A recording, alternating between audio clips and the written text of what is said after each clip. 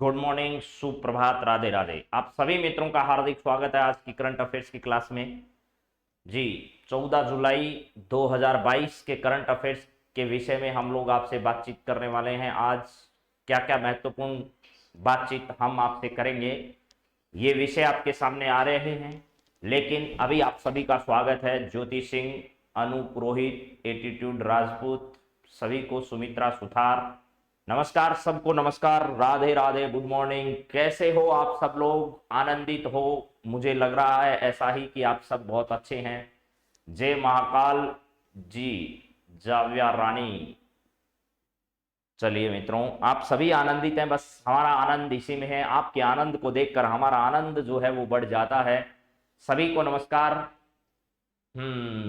फटाफट अपने सभी मित्रों के साथ इस क्लास को शेयर कर दीजिएगा। उसके बाद हम लोग बढ़ते हैं आगे। और हमारा एक ही मंत्र है, हर वो आवाज दबानी है जिसने कहा था कि ना बाबा ना, तुमसे ना हो पाएगा। और हमने भी कसम खाई थी, यह है करके रहेंगे चाहे कुछ भी हो जाए।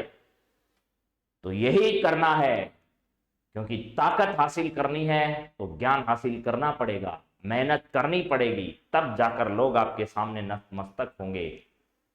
आप ये सोचें कि बिना कुछ किए ही सब कुछ हो जाए, तो ऐसा होगा नहीं, ऐसा संभव नहीं है, ऐसा पॉसिबल नहीं है। क्योंकि ताकत हासिल करने के लिए, लोगों को मस्तक करवाने के लिए आपको कुछ न कुछ करना ही होगा। हाँ जी, नवी, गुरु, नेहा, सोनी, सबको नमस्कार है। अब मैं आज की क्लास की शुरुआत कर देता हूं। हर वो आवाज दबानी है जिसने कहा था कि तुमसे ना हो पाएगा। हर उस आवाज को ये कह दो कि एक दिन यही हम करके दिखाएंगे। तो चलिए, लेकिन कहना क्या है? मुस्कुराते हुए कहना है, मुस्कुराते हुए कहना है, मुस्कुराते हुए। क्योंकि ईर्षा, द्वेष, ये सब मन में नहीं पालना है। क्योंकि ये सब अगर पालोगे तो वो नहीं हो पाएगा जो हम चाहते हैं। हाँ जी, तो चलिए मित्रों, शुरुआत कर देते हैं आज के पहले सवाल से। फटाफट करंट अफेयर्स 14/7/2022, क्या बातचीत हमें आपसे करनी है, जरा वो देख लीजिएगा। उसके बाद शुरुआत कर देते हैं। तो यहां पर हम लोग बातचीत जो करेंगे आपसे, वो किस किस विषय पर करने वाले हैं वो जरा देख लीजिएगा। यहां पर हम लोग अंतरराष्ट्रीय करंट अफेयर्स, अंतरराष्ट्रीय, उसके बाद राष्ट्रीय, ठीक है, राष्ट्रीय और राज्य। राज्य यानी राजस्थान का करंट अफेयर्स जो है, राज्य यानी राजस्थान के करंट अफेयर्स पर भी आपसे बातचीत करने वाले हैं। ये मुझे लगता है कि आपको ये सब बातें समझ में आ जाएगी कि इतने विषयों पर हमारी बातचीत आपसे होने वाली है। तो चलिए, बातचीत की शुरुआत का पहला ही अध्याय आपके सामने है, जरा देखिएगा क्या है यहाँ पर आपका मामला।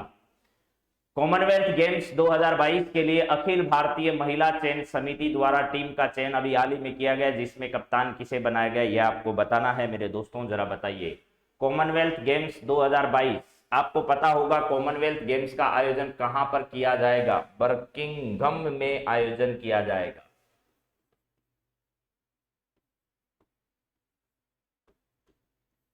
इंग्लैंड में इनका क्या किया जाना है? आयोजन किया जाना है मेरे दोस्तों, ठीक है। इंग्लैंड में, इंग्लैंड में इनका क्या किया जाना है? आयोजन किया जाना है कॉमनवेल्थ गेम्स 2022 का। इसके लिए अखिल भारतीय महिला चयन समिति द्वारा जो है वो टीम का चयन किया गया है। इसमें कप्तान किसे बनाया गया है आपको यह बताना है। हाँ जी, सबको नमस्कार भाई, सबको जय श्री कृष्णा, सबको जैसा भी नमस्कार, राम राम, जो भी आप कहना चाहते हैं, सबको नमस्कार। हाँ जी, हाँ, डूंगर बोराना, मंजू गोस्वामी, सबको नमस्कार है, जय श्री कृष्णा है सबको भाई। कॉमनवेल्थ गेम्स 2022 के लिए अखिल भारतीय महिला चयन समिति द्वारा टीम का चयन किया गया है, जिसमें कप्तान हाल ही में इनमें से किसे बनाया गया है? हाँ जी, पहला है हरमनप्रीत कौर, स्मृति मंधाना, झूलन गोस्वामी, मिताली राज। आपको पता होगा मिताली राज का संबंध जो है ना, वो कहां से है? हाँ जी, जी, तारानगर से भी राम राम। नरेश कुमार जी, आपको भी नमस्कार सबको। निर्मला जी, प्रतापगढ़ से नमस्कार। रीना, गुड मॉर्निंग, सबको नमस्कार। यहां पर देखिए, मिताली राज का संबंध कहां से है आप लोग सब जानते हैं। इन्होंने अभी हाल ही में क्या किया था? संन्यास की घोषणा कर दी और 200 वनडे मैच खेलने वाली ये भारतीय एकमात्र महिला खिलाड़ी है, प्लस 10,668 रन बनाने का इनके नाम क्या है, गौरव हासिल है। और इस प्रकार का कीर्तिमान करने वाली ये भारतीय महिला खिलाड़ी पहली है। और राजस्थान के कहां से संबंध रखती है, तो राजस्थान के जोधपुर की रहने वाली है, ये भी ध्यान रखना है आपको। ये इतनी बातें तो हो गई मिताली राज के बारे में। अगली परीक्षाओं में इनसे संबंधित आपसे सवाल पूछा जा सकता है, ये ध्यान रखना, क्योंकि अभी तक सवाल आया नहीं है इनके संन्यास लेने के बाद। झूलन गोस्वामी जो है वो आपको पता होगा भारतीय क्रिकेट टीम में गेंदबाज है, भारतीय गेंदबाज है, गेंदबाज। और इन्होंने भी एक नया कीर्तिमान जो है वो पिछले दिनों बनाया, महिला जो है उस क्रिकेट में सर्वाधिक विकेट लेने का इन्होंने अपना जो है वो कीर्तिमान स्थापित किया। इसके बाद आपका राइट आंसर इसका होगा हरमनप्रीत कौर। हरमनप्रीत कौर को इसका क्या बनाया गया है, कप्तान बनाया गया। हरमनप्रीत कौर को क्या बनाया गया, कप्तान बनाया गया। और स्मृति मंधाना जो है इनको क्या बनाया गया, उप कैप्टन बनाया गया। तो यहां पर ध्यान रखना, स्मृति जो है इनको क्या बनाया गया है भैया, स्मृति मंधाना को उप कप्तान बनाया गया, उप कप्तान जो है वो इसका बनाया गया है। ठीक है, हाँ जी। इसके बाद आपको खेल जगत से एक बात और याद रखना है, वो कौन सी बात है, वो कल ही आप लोगों को बताया था, अर्जुन बबूता का नाम आपने सुना होगा। इन्होंने अभी हाल ही में जो विश्व निशानेबाजी विश्व कप हुआ है, निशानेबाजी विश्व कप, उसमें गोल्ड मेडल हासिल किया है। अर्जुन बबूता का नाम कल भी आप लोगों को मैंने बताया था और आज एक बार फिर बता रहा हूं, याद रखना है क्योंकि इंपॉर्टेंट सवाल यहां से बन सकता है। अर्जुन बबूता, अर्जुन बबूता जो है यहां पर क्या है, इन्होंने निशानेबाजी विश्व कप, निशानेबाजी विश्व कप जो है, इस विश्व कप में क्या किया है, विश्व कप में गोल्ड मेडल इन्होंने जीता है। गोल्ड मेडल जो है वो इन्होंने क्या किया है, प्राप्त किया है। तो आपके लिए अच्छा सवाल यहां से बन सकता है, अर्जुन बबूता से संबंधित ये सवाल अच्छा है। ठीक है, और हाँ जी, मिताली ने तो संन्यास ले लिया, मिताली ने ले लिया, सही मीटर है। और किस खेल में इन्होंने 10 मीटर एयर राइफल जो है, 10 मीटर एयर राइफल जो है, air rifles, 10 metre air rifles जो है, इसमें इन्होंने क्या किया है, इस प्रकार का गोल्ड मेडल जो है वो प्राप्त किया है। और अभी हाल ही में जो भारत और इंग्लैंड के बीच में क्रिकेट मैच खेला जा रहा है, भारत और किसके बीच में, इंग्लैंड के बीच में, तो इंग्लैंड को भारत ने कितने विकेट से, 10 विकेट से भारत ने कल क्या कर दिया, 10 विकेट से भारत ने इंग्लैंड को हरा दिया है। इंग्लैंड को क्या कर दिया है, हरा दिया है। जो सीरीज चल रही है इंग्लैंड और किसके बीच में, भारत के बीच में, उसमें भारत ने इंग्लैंड को 10 विकेटों से क्या कर दिया, इसमें मात दी है। तो अगले सवाल पर हम लोग बातचीत करें। इतनी बातें आपको समझ में आ गई होगी, प्लस बाकी आपको पहले से पता है 2 गेम के शुभंकर आपको मैंने बता रखा है। वीरा जो है वो कौन से खेल का शुभंकर है, और इसके अलावा धाकड़ जो है, धाकड़ ये कौन से खेल का शुभंकर है। ये वीरा जो है वो खेलो इंडिया यूनिवर्सिटी गेम्स जो है वो कहां आयोजित हुए थे, बेंगलुरु में आयोजित हुए थे, उनका शुभंकर ये है। और धाकड़ जो है खेलो इंडिया जो यूथ गेम्स है, इनका आयोजन कहां पर किया गया था, पंचकुला हरियाणा में किया गया था, उसका शुभंकर जो है वो आपका क्या है, धाकड़ है। ये ध्यान रखना। खेलो इंडिया यूनिवर्सिटी गेम्स में जो आपकी जैन विश्वविद्यालय जो है गुजरात का, उसने सबसे ज्यादा जो है वो क्या किया था, इसमें स्थान प्राप्त किए थे, सबसे ज्यादा मेडल जीते। उसके बाद पंजाब यूनिवर्सिटी, उसके बाद लवली प्रोफेशनल यूनिवर्सिटी जो कि पंजाब की है, उसने इसमें सबसे ज्यादा जो है तीसरे नंबर पर जो है वो पदक प्राप्त करने में सफलता हासिल की थी। और यहाँ पर जो हरियाणा के ये धाकड़ वाला है, इसमें सबसे ज्यादा हरियाणा ने मेडल जीते थे। हरियाणा के अलावा जो है यहाँ पर आपको पता होगा महाराष्ट्र जो है वो, महाराष्ट्र इसमें नंबर 2 पर रहा था, महाराष्ट्र नंबर 2 पर, हरियाणा पहले पर। और ये वाले जो यूनिवर्सिटी गेम्स हुए थे, इसमें जैन विश्वविद्यालय जो है वो पहले पर, उसके बाद में पंजाब विश्वविद्यालय चंडीगढ़ दूसरे स्थान पर, और फिर लवली प्रोफेशनल यूनिवर्सिटी जो है इसमें तीसरे स्थान पर। ये 3 स्थान इन्होंने प्राप्त किए। ये 2 राज्य हरियाणा और महाराष्ट्र जो है वो इन गेम में सफल रहे थे। चलो जी, अगले सवाल पर बात करते हैं। नेक्स्ट सवाल आपकी स्क्रीन पर क्या आया है, जरा देखो भैया। ये रहा आपका अगला सवाल। हाल ही में प्रसार भारती ने अपना नया लोगो लॉन्च किया है, जिसका मुख्यालय कहां पर स्थित है, ये बताइए आप। तो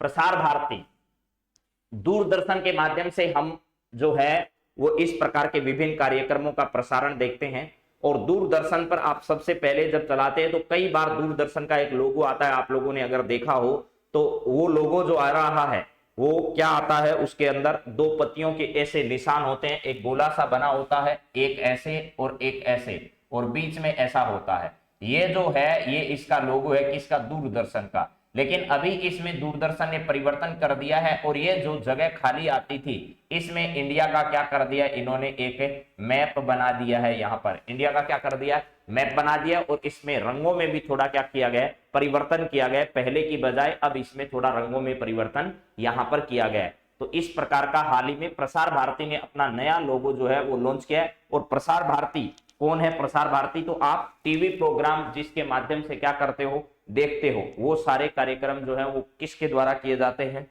तो वह प्रसार भारती के द्वारा ही प्रकाशित किए जाते हैं। तो चलिए अब आपको पता ही होगा, हाल ही में प्रसार भारती ने अपना नया लोगो लॉन्च किया है। इसका मुख्यालय कहां पर स्थित है ये जरा आपको बताना है। बेंगलुरु में है, नई दिल्ली में है, चेन्नई में है, जयपुर में है। तो ध्यान रखना मेरे दोस्तों, प्रसार भारती का जो प्रधान कार्यालय है, प्रसार भारती का क्या है, प्रधान कार्यालय, वो कहां पर स्थित है, तो वो नई दिल्ली में स्थित है। नई दिल्ली में देश की क्या है, राजधानी है। और यहाँ पर नए संसद भवन का निर्माण जो है वो सेंट्रल विस्टा प्रोजेक्ट के तहत, सेंट्रल विस्टा प्रोजेक्ट के तहत, प्रोजेक्ट जो है इस प्रोजेक्ट के तहत किसके द्वारा, लोक निर्माण विभाग द्वारा, लोक निर्माण विभाग जो है, उस लोक निर्माण विभाग ने ये सारा टेंडर किसको दिया है, तो टाटा ग्रुप को इसका टेंडर दे रखा है। तो टाटा ग्रुप के द्वारा इसका निर्माण किया जा रहा है। और अभी जो संसद भवन बन रहा है उसकी छत पर जो है,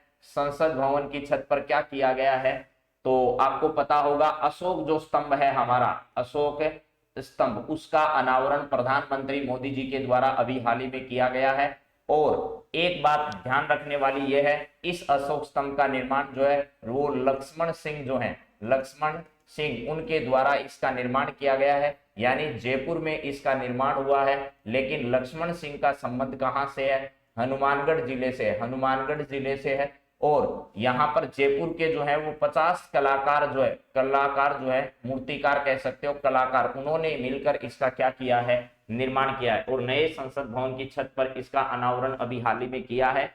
जो यहाँ पर इसके छत पर अशोक स्तंभ लगाए गए हैं, उनके जो सिंह हैं, उन सिंहों के धाड़ते हुए रूप को देखकर कई लोगों ने इस पर सवाल या निशान खड़े किए हैं। और लगातार ये मुद्दा जो है वो बातचीत का बना हुआ है। लेकिन कल मैंने उस मूर्तिकार जिन्होंने इसको बनाया है, उनके जब इंटरव्यू सुना तो उन्होंने कहा कि भाई हमने तो सही बनाया, हमारी नजर में कोई विकार नहीं है, अब जो इसको देखता है उसके मन में विकार है तो हम इसमें कुछ नहीं कर सकते, लेकिन हमने पूरी शिद्दत के साथ इनको क्या किया है, बनाया है। तो राजस्थान में इसका निर्माण हुआ है। ये हमारे लिए बड़ी गौरव की बात है कि देश की संसद पर हमेशा हमेशा काबिज रहने वाला, युगों युगों तक चलने वाला ये अशोक स्तंभ जो है वो राजस्थान की धरा से बनकर गया है, और जिसमें हनुमानगढ़ जिले के लक्ष्मण सिंह ने बड़ी महत्वपूर्ण भूमिका निभाई है। और राजस्थान के 50 कलाकार जो हैं, इनकी रात दिन की अथक परिश्रम की वजह से इसका निर्माण हुआ है। और इस पूरे प्रोजेक्ट का निर्माण जो हो रहा है संसद भवन का, इसका निर्माण सेंट्रल विस्टा प्रोजेक्ट के तहत किया जा रहा है। और भारत सरकार का लोक निर्माण विभाग है, उसने ये टेंडर टाटा ग्रुप को दिया है। लोक निर्माण विभाग ने अभी हाल ही में अपनी स्थापना के 567 वर्ष यानी 568वां इन्होंने अपना स्थापना वर्ष जो है वो क्या किया है, मनाया है। स्थापना वर्ष 568वां स्थापना वर्ष जो है वो लोक निर्माण विभाग ने अभी हाल ही में क्या किया है, मनाया है। तो इसका राइट आंसर जो है वो क्या है, नई दिल्ली है। और नई दिल्ली में अभी हाल ही में आपको पता होगा मेरे मित्रों क्या होने वाला है, तो नई दिल्ली में अभी हाल ही में राष्ट्रपति का जो है चुनाव होने वाला है। क्या है, राष्ट्रपति जी का चुनाव होने जा रहा है, उपराष्ट्रपति का भी होगा। इसमें आपको पता होगा द्रौपदी मुर्मू जो है, द्रौपदी मुर्मू, ठीक है, ये वाले, और यशवंत सिन्हा जो है, यशवंत सिन्हा जो द्रौपदी मुर्मू है वो एनडीए की तरफ से क्या है, राष्ट्रपति पद की उम्मीदवार है। और यशवंत सिन्हा जो अपोजिशन है उसके क्या है मेरे दोस्तों, राष्ट्रपति पद के उम्मीदवार हैं। तो इसमें निश्चित तौर पर कोई दो राय नहीं है कि सबको ये पता ही है कि द्रौपदी मुर्मू जो है वो जल्द ही अगले चुनाव, ये चुनाव संपन्न होते ही भारत की नई राष्ट्रपति बनने जा रही है। तो चलिए इसके बाद अगले सवाल पर हम लोग बातचीत करते हैं। नेक्स्ट सवाल हमारा क्या है, जरा देखो भैया, ये रहा। राज्य का पहला जिला कौन सा है जहां पर 100% महिलाएं नरेगा में मेट का कार्य कर रही है? ये राजस्थान से संबंधित सवाल है और आपको बताना है इसका जवाब क्या होगा। राजस्थान में ऐसा कौन सा जिला है जहां पर 100% महिलाएं जो मनरेगा है उसमें मेट का कार्य करती है? मेट का मतलब जहां मनरेगा का कार्य चल रहा है उस मनरेगा के कार्य को होल्ड करने के लिए एक व्यक्ति को जो है वो जिम्मेदारी दी जाती है गांव में, और उस प्रधान जिम्मेदार व्यक्ति को मेट कहा जाता है। तो आपको बताना है कि ऐसा राजस्थान का कौन सा जिला है जहां पर 100% जो है वो महिलाएं नरेगा में मेट का कार्य कर रही है। राजस्थान में एक जिला है जिस जिले का कोविड-19 के दौरान ठीक है, एक मॉडल जो है वो उस जिले का उभर कर आया था। ठीक है, इसके अलावा उस नगरी को औद्योगिक नगरी के नाम से भी जाना जा सकता है। ठीक है, इसके अलावा उसे अभ्रक नगरी जो है वो भी कहते हैं, अभ्रक नगरी के नाम से भी उसे क्या किया जाता है, जाना जाता है। ठीक है, ये भी आप लोग जानते हैं। बोलिए जरा, कौन सा ऐसा शहर है जहां पर कोविड-19 के दौरान उसने अपना रोल मॉडल प्रस्तुत किया? औद्योगिक नगरी के नाम से प्रसिद्ध है, उसे अभ्रक नगरी के नाम से भी हम लोग जानते हैं। तो इसका मतलब आप लोगों को इतनी हिंट दे दी तो बहुत है ये तो सब। तो इसका राइट आंसर जो है वो क्या है, भीलवाड़ा है। भीलों के वाड़े, भीलवाड़ा में ही ऐसा क्या किया जा रहा है कि जहां पर मनरेगा जो है उसमें 100% जो मेट है वो क्या है, महिलाएं हैं। महिलाएं 100% मेट का कार्य वहां पर कर रही है। तो पहला जवाब आपका क्या होगा, यहाँ पर भीलवाड़ा होगा। यह जो है कोविड-19 के दौरान भीलवाड़ा मॉडल, सबसे पहले राजस्थान में भीलवाड़ा में कोरोना के जो है वो मामले आए।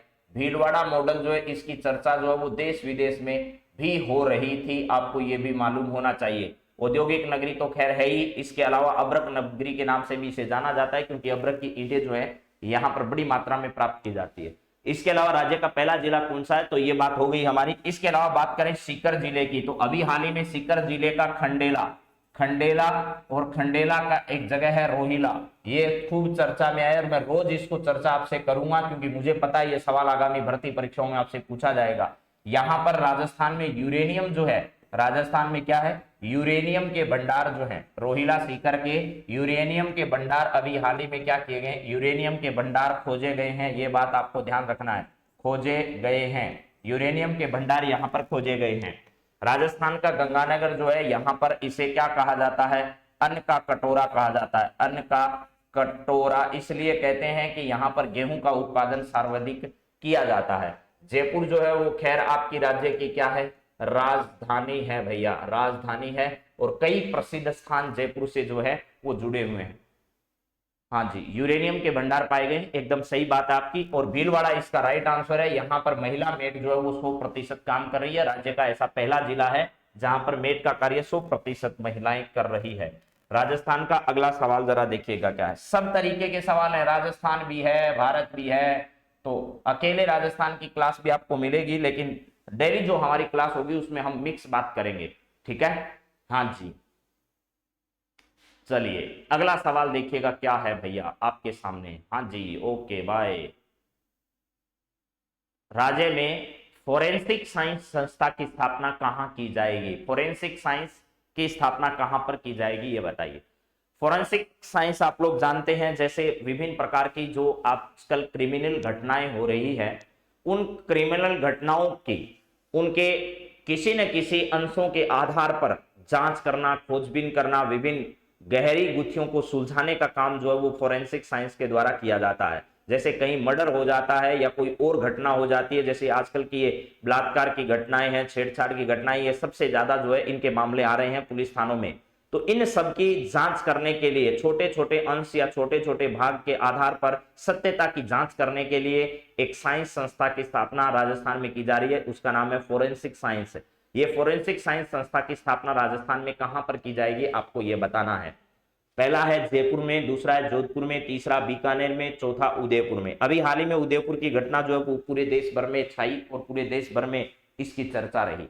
ठीक है, इसके बाद बीकानेर है, जोधपुर है और जयपुर है। तो इसकी स्थापना मेरे दोस्तों आपने नाम सुना होगा, सरदार पटेल पुलिस विश्वविद्यालय राजस्थान का कहां पर स्थित है? वो जोधपुर में स्थित है। कौन सा विश्वविद्यालय? सरदार पटेल पुलिस विश्वविद्यालय। पुलिस विश्वविद्यालय जो है, क्योंकि ये सारा मामला पुलिस से जुड़ा हुआ है, पुलिस विश्वविद्यालय, ठीक है जी। पुलिस विश्वविद्यालय जो है यहां पर क्या किया जाएगा? इसकी स्थापना की जाएगी। सरदार पटेल पुलिस विश्वविद्यालय जोधपुर में स्थित है और उसी में फोरेंसिक साइंस जो संस्था है उसकी स्थापना कहां पर की जाएगी? जोधपुर में की जाएगी। इसके अलावा आपको पता होगा फिनटेक यूनिवर्सिटी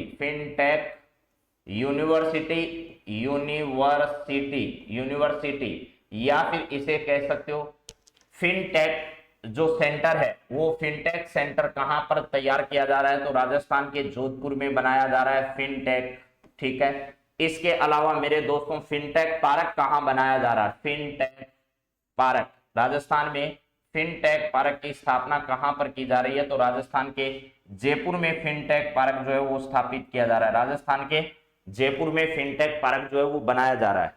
इसके अलावा मेरे दोस्तों उदयपुर जो है, यहां पर आपको पता होगा एक तो पक्षी या फिर आप इसे बर्ड पार्क कह सकते हो। बर्ड पार्क जो है वो कहां पर बनाया जा रहा है? उदयपुर में बनाया जा रहा है। इसके अलावा तितली पार्क जो है, क्या है? तितली पार्क, राज्य का तितली पार्क जो है वो भी कहां बनाया जा रहा है? वो भी उदयपुर में बनाया जा रहा है।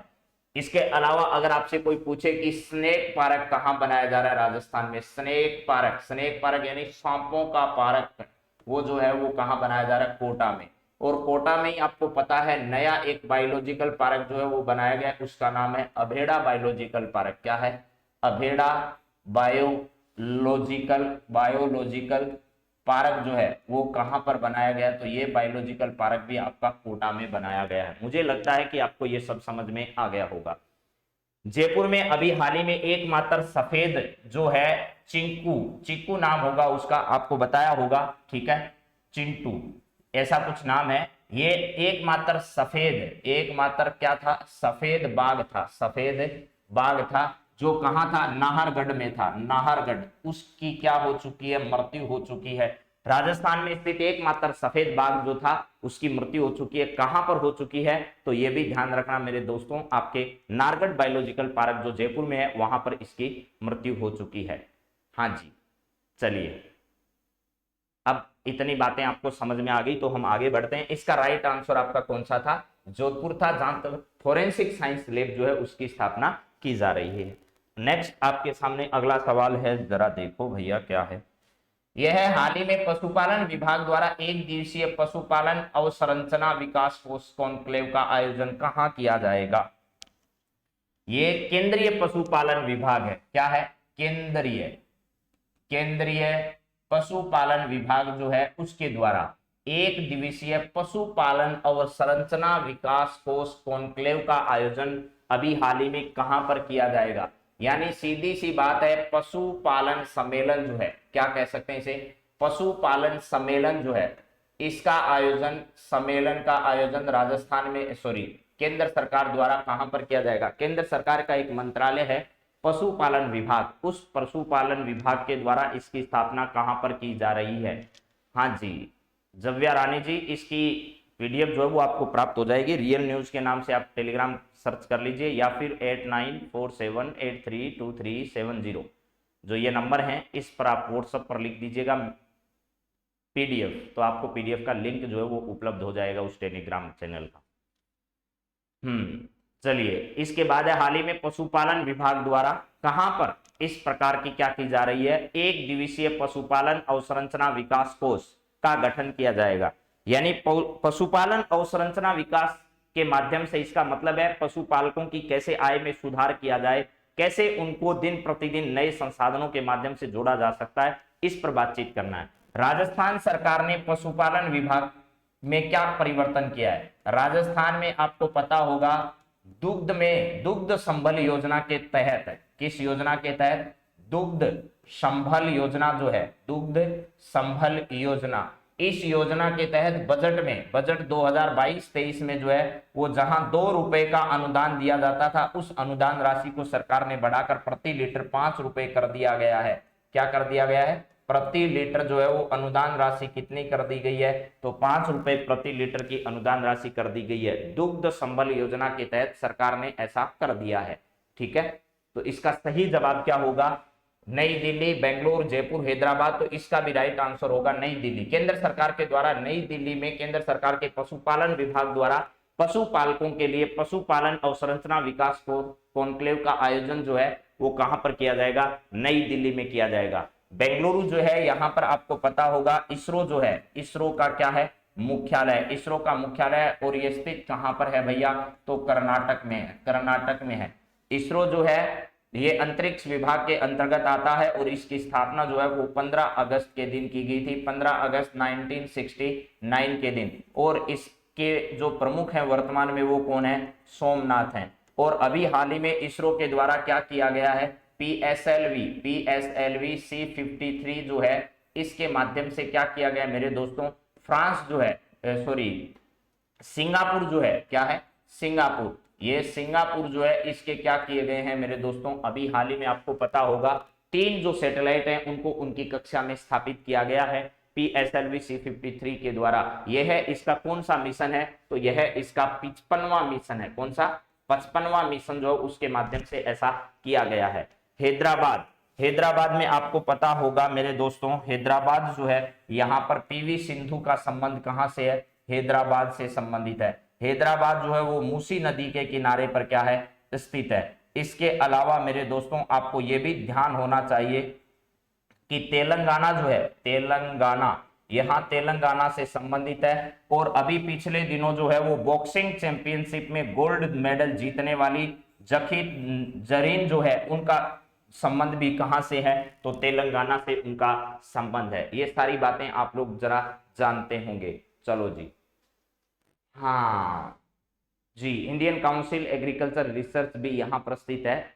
अगले सवाल पर बात करते हैं, जरा देखिएगा क्या है।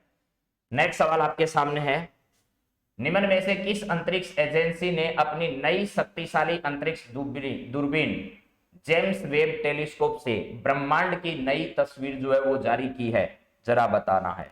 आपसे यह भी पूछा जा सकता है कि जेम्स वेब टेलीस्कोप का संबंध इनमें से किस से है? सर जी इसमें आपका टेलीग्राम, हाँ जी, अच्छा ये टेलीग्राम चैनल नहीं मिल रहा है सुनील जी, तो आपको कह दिया कि 8947832370 इस नंबर पर आप व्हाट्सएप पर लिखकर भेज दो, PDF आपको वो लिंक मिल जाएगा। चलो जी बताओ, निम्न में से किस अंतरिक्ष एजेंसी ने अपनी नई शक्तिशाली अंतरिक्ष दूरबीन जेम्स वेब टेलीस्कोप जो है इससे ब्रह्मांड में क्या किया है? नई तस्वीर ब्रह्मांड की जो है वो अभी हाल ही में क्या किया है? जारी किया है। बता दो जरा भैया क्या है। आपसे सीधा पेपर वाला ये भी पूछ सकता है कि जेम्स वेब टेलीस्कोप का संबंध इनमें से किस से है जिसने अभी हाल ही में ब्रह्मांड की एक नई तस्वीर जो है वो क्या की है? जारी की है। उसका नाम आपको क्या करना है? बताना है। बोलो जरा, बोलो भैया, घबराने की क्या जरूरत है, बोल दो क्या होगा इसका सही आंसर। अंतरिक्ष एजेंसी का नाम आपको बताना है और टॉप अंतरिक्ष एजेंसियां जो है वो आपके सामने सारी लिखी हुई है। नासा जो है वो कहाँ की है? तो आप लोग सब जानते हैं, ये है नासा, ये है अमेरिका की अंतरिक्ष एजेंसी है, सब जानते हैं। ये है इसरो जिसके बारे में हम अक्सर बातचीत करते हैं, ये है भारत की अंतरिक्ष एजेंसी। और जाक्सा जो है वो जाक्सा कहाँ की है? तो जाक्सा आपको पता है भैया जापान की है। और जापान के अलावा स्पेस एक्स जो है, स्पेस एक्स, ये एक क्या प्राइवेट अंतरिक्ष एजेंसी है जिसके मालिक जो है वो कौन है? एलन मस्क हैं। एलन मस्क जो है वो इसके क्या है भैया? मालिक हैं। बोलो भैया बोलो। तो आप सबने इसका जवाब दिया है, तो वो सही आंसर आपका क्या है? नासा है। अब अमेरिका की अंतरिक्ष एजेंसी नासा जो है, इस नासा की एक टेलीस्कोप है जिसका नाम क्या है? James Webb telescope. James Webb telescope. ये जेम्स वेब टेलीस्कोप जो है, जेम्स वेब टेलीस्कोप, इसने एक ब्रह्मांड की नई तस्वीर जो है वो क्या की है, जारी की है। ब्रह्मांड की नई तस्वीर जो है वो जारी की है, और यह इनकी एक शक्तिशाली क्या है, टेलीस्कोप है, जिसके माध्यम से यह तस्वीर अभी हाल ही में कल ही इनके द्वारा क्या की गई है, जारी की गई है। तो इसका राइट आंसर क्या होगा, नासा होगा। और इसरो के बारे में और स्पेस एक्स के बारे में आपको पहले से कई बार बताया जा चुका है। चलिए हाँ जी, अगले सवाल पर बढ़ते हैं। नेक्स्ट सवाल जरा देखिए क्या है आपका। अरे भाई क्या हो गया रे, ये तो गड़बड़ झाला हो गया भाई। चलिए आ जाएगा वापस, कोई दिक्कत नहीं है, हम लोग इसको वापस ले आते हैं। आजा भैया, सिम सिम खुल जा।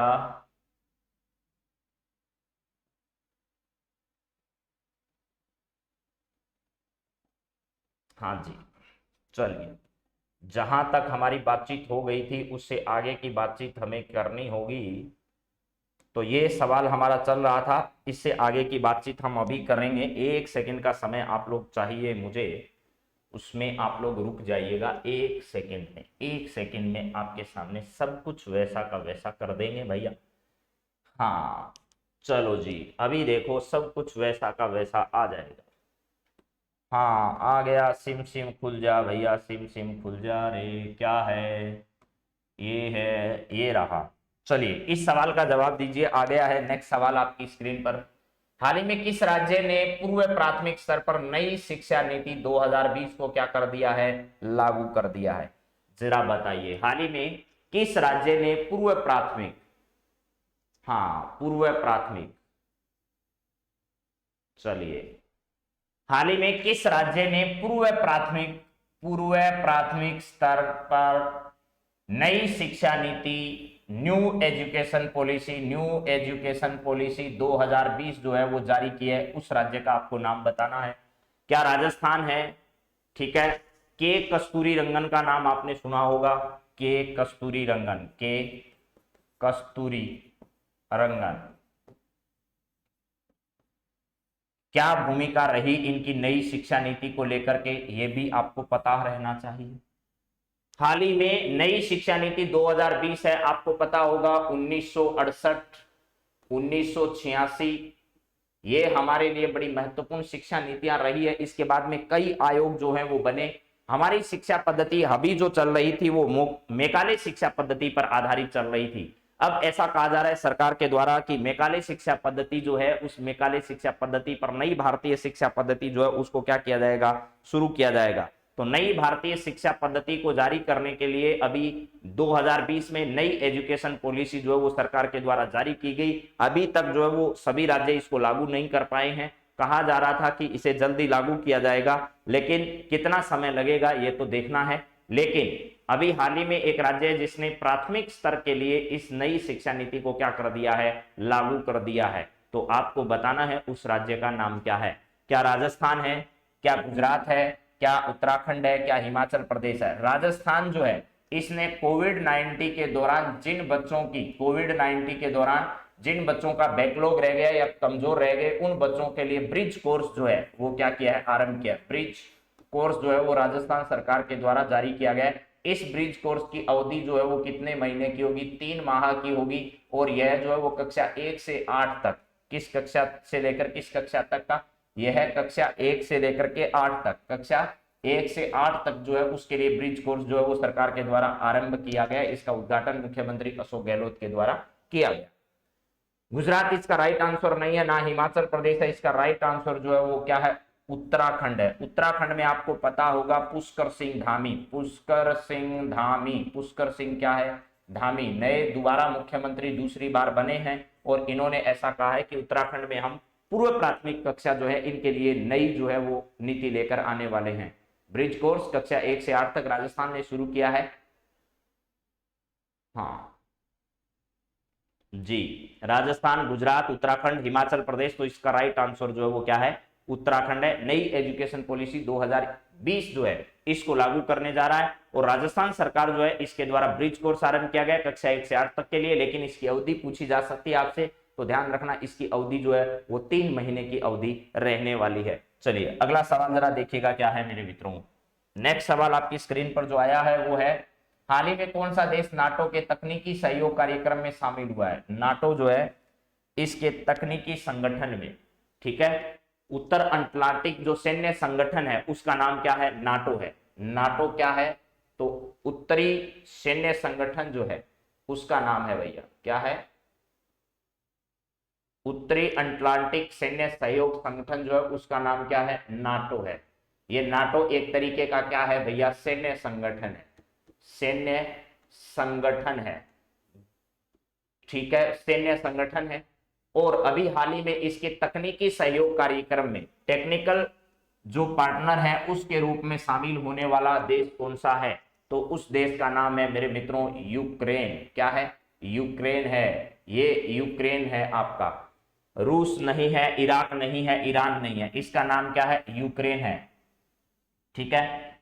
जेलेंस्की जो है, जेलेंस्की, जेलेंस्की, ये जेलेंस्की यहाँ के क्या है भैया? राष्ट्रपति है। जेलेंस्की यहाँ के राष्ट्रपति हैं।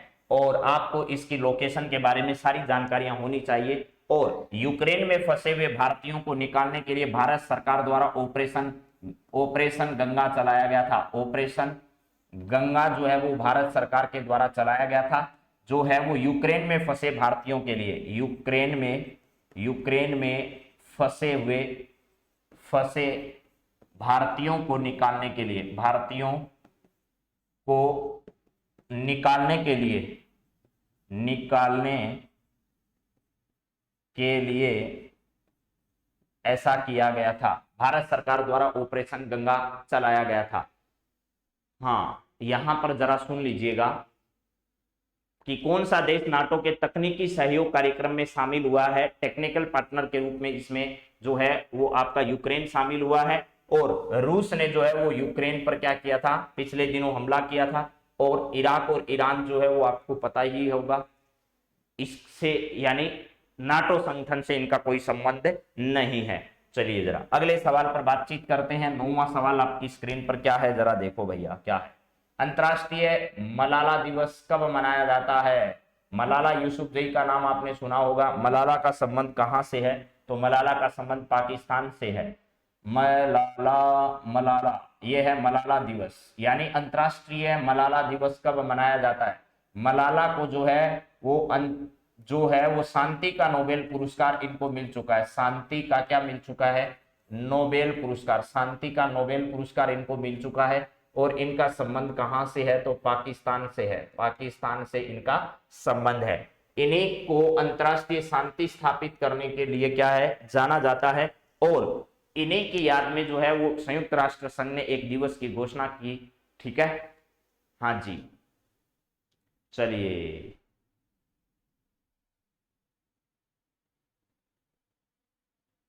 Very good, very good. Pakistan से संबंधित है। लेकिन मलाला दिवस मनाया कब जाता है?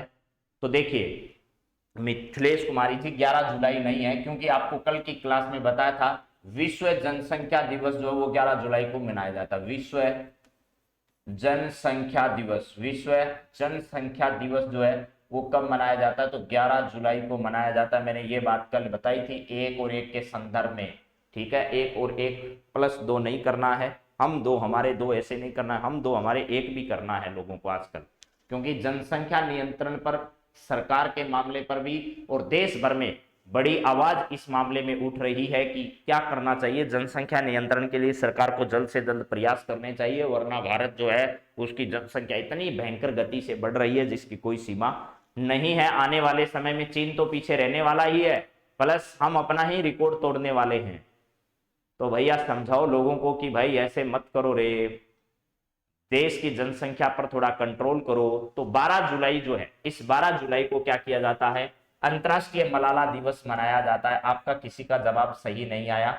12 तारीख जो है वो 12 जुलाई को क्या किया जाता है? अंतर्राष्ट्रीय मलाला दिवस मनाया जाता है। तो यहां पर मैं लिख देता हूं 12 जुलाई जो है, इस 12 जुलाई को क्या किया जाता है? अंतर्राष्ट्रीय जो है वो मलाला दिवस मनाया जाता है। शांति का नोबेल पुरस्कार इन्हें जो है वो दिया जा चुका है। चलिए अगली बात करते हैं। अगला क्या है? हाँ जी, नेक्स्ट सवाल 10वां आपके सामने है। और ये सवाल आपकी स्क्रीन पर जरा देखिएगा क्या है। अभी हाल ही में जो है वो मुख्यमंत्री ने भैया घोषणा कर दी है। पहले हालांकि ये घोषणा बजट के बाद हुई थी, लेकिन एक बार फिर कल जो है इसकी घोषणा मुख्यमंत्री ने खुद ही की है। हाल ही में राजस्थान के मुख्यमंत्री ने महाराणा प्रताप पुरस्कार और गुरु वशिष्ठ पुरस्कार के रूप में कितनी राशि दिए जाने की घोषणा की है।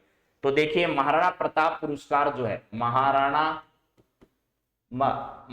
प्रताप पुरस्कार और गुरु वशिष्ठ पुरस्कार, गुरु वशिष्ठ पुरस्कार जो है, गुरु वशिष्ठ पुरस्कार, ये दोनों पुरस्कार है। इनके तहत पहले जो राशि है वो कितनी मिलती थी, 1-1 लाख रुपए मिलती थी। 1-1 लाख रुपए पहले ये राशि दिए जाती थी। लेकिन आपको पता होगा वर्तमान में राजस्थान राज्य क्रीड़ा परिषद जो है उसकी अध्यक्ष कौन है, तो वो है भैया राजस्थान के संबंध में कृष्णा पूनिया। कौन है? कृष्णा पूनिया।